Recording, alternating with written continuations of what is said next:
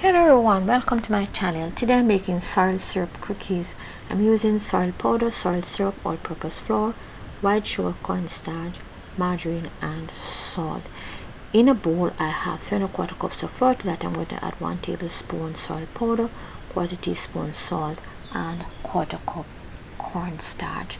I'm going to use a whisk to combine the dry ingredients, and then I'm going to set that aside. In another bowl I'm going to place 1¼ cups of margarine that has been softened, 1 cup of white sugar, and I'm going to use a food mixer to cream the margarine and the sugar. Then I'm going to add the sorrel syrup. I'm using 1/2 cup of sorrel syrup.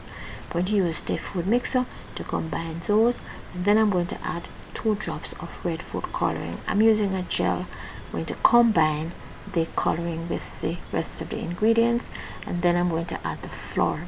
I'm going to add the flour in 2 parts. I'm going to combine the wet ingredients with the dry ingredients, and I'm going to cut and fold the flour into the wet ingredients until I get a soft dough.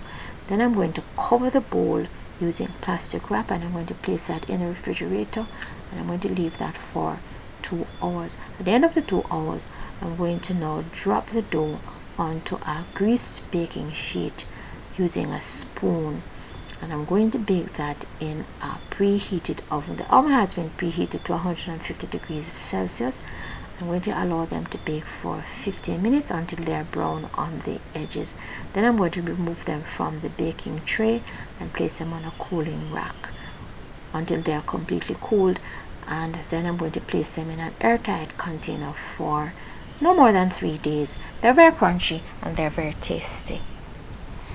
This video is dedicated to Barrel Alexander Baillie. It was created by her daughter, Dr. Baillie. Thank you for watching, and do not forget to subscribe, like, comment and share.